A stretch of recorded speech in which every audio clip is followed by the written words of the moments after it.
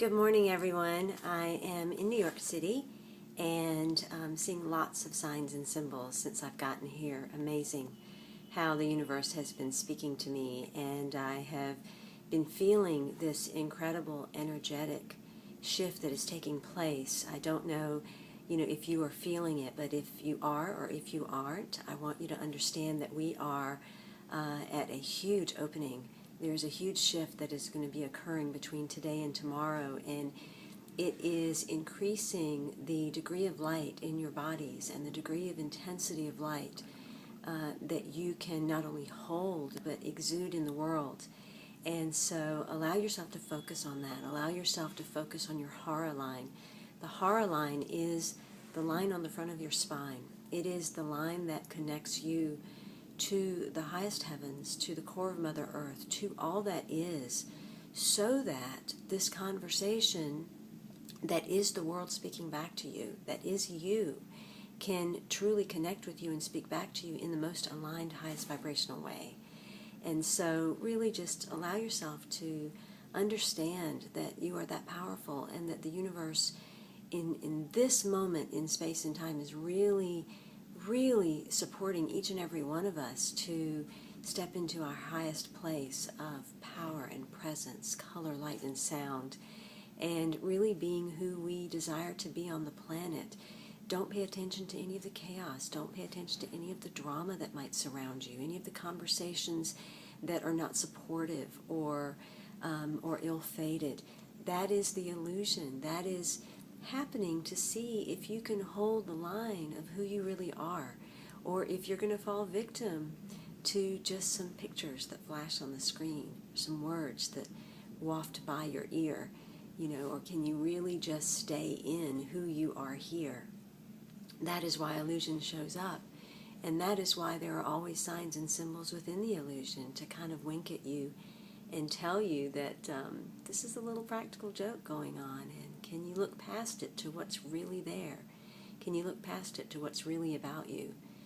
I had some really amazing experiences from the moment I left Charleston and got on the airplane.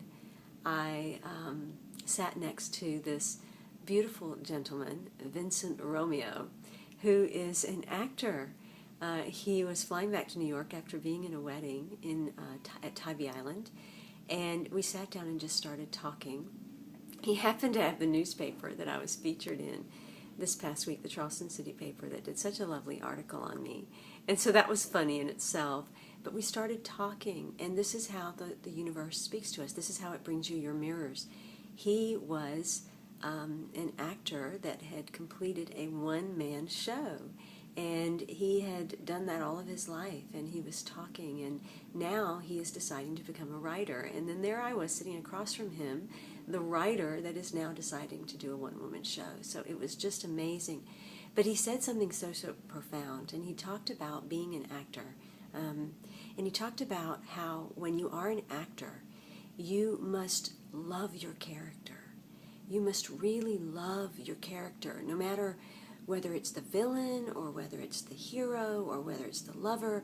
You have to totally fall in love with that character.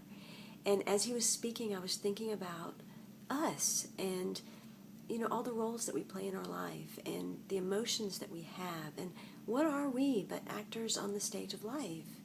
And so we must love those emotions, and we must love all those roles, and even those reactive sides that come out that sometimes we want to judge. We must love that part of ourselves so that we can really fully engage in this play of life that it is.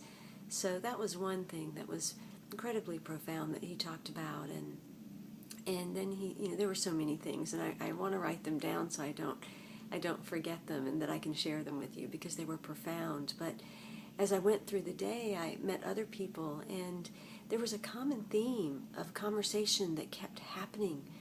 And, it's kind of what I've been thinking about. It's what I've been writing about for my next book, because it's just coming through so clearly for me about how the world is driven, and how we've been driven and controlled and imprisoned by systems and methods and even commerce, how money has become this manipulative, controlling thing, and how the creation and marketing of a product or a service or a good goes beyond the creative capacity and the heart and the joy and living the dream. And so many people, from authors to even this gentleman, to other people, were expressing their frustration of how, where's the heart, where's the humanity, where's the connection, where is that part of life again? Is it really all turned into commerce? And how can I make, 7-figure income? And how can I build a list? And how can I get my name out there? And how can I do this, that, and the other? It's not why we're here. We're here to connect. We're here to create. We're here to expand and to love. And through all of that, I believe other things will happen. That's why the Rebel Road is so important for me to embark on, because I, in my body, sense a different way. I can feel it marinating inside of me of something that is a new way that I want to share. And for those people that can understand it and engage in it, I really think we can come up with another way that is a win-win for all, and not just something that the top of the pyramid profits from, and that the rest feel used and abused and cast aside and not honored for their gifts or their presence. And one conversation that I had that I want to leave you with this morning was a conversation of an author that I actually have featured on my radio show and the magazine. And I was at a reception last night by my agent and several other publishing houses. And, there's this crowded room full of people. They held it in a bowling alley, which was very new for me because I'm not really the bowling alley kind of person, which I guess now I am, which is a good thing because I'm stretching. But they held it there, and I'm looking around. I don't know anybody. It's an uncomfortable environment for me because I'm just not, have not ever done anything like that. I'm a hermit. I'm not the social being. I'm learning to do that. And I look across the room, and there's this white-haired gentleman, and he's just kind of looking, and he looks a lot like me. He looks like someone who also is not quite fitting in. And we lock eyes, and there's this recognition, and I'm thinking, I know this man. I know this man. And I've never met him, but I had interviewed him, and from that I still didn't know him because I've never seen a picture of him. And I walk up to him, and I just put out my hand, and I introduce myself, and he introduces himself, and I just say my first name.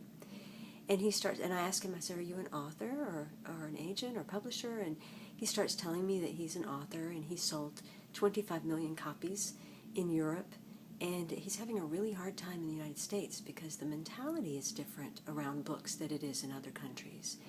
And I said, how so? And he said that here, or in other countries, in Germany, books are really valued as something that is wealth. It's gold, it's richness. And that actually when you go to someone's house for dinner or to visit, rather than carrying chocolate or a bottle of wine or a gift, you carry a book. And that they're valued that much. And that in a town of 30,000 people, there can be 2 to 3 bookstores that thrive on those 30,000 people because people are reading. And here in the United States, he mentioned Lubbock, Texas, 350,000 people. There was one bookstore, and it closed last week. Not enough business to support it. Where are we going if we're not honoring the hearts and the words and the wisdom and the minds of people? What are we doing? It takes each one of us, and if we each take a stand to no longer tolerate the things that we do not like, rather than buying into this mindset and idea of more, commerce, we can change things. I plan on changing things. I might be one person, but I do believe one person can change the world. And I hope that you'll join me, because I think more than one person will really change the world. So, going out to find more messages and conversations today as I go to the Book American Expo and do a book signing and meet with lots of people. If I can take a video there, I will. I'll share it with you. But I wanted you to know that you're in my heart, and you're with me every step of the way. And a moment doesn't go by that I don't think about you. Whether I know you or not, whether we've corresponded or not, I feel very connected to each and every human being on this planet. And I want to connect in that way. So, I hope you will start to discover that in your own life. In love, of love, and with love, I am Simran, and I look forward to talking to you again tomorrow. Be well. Enjoy your day.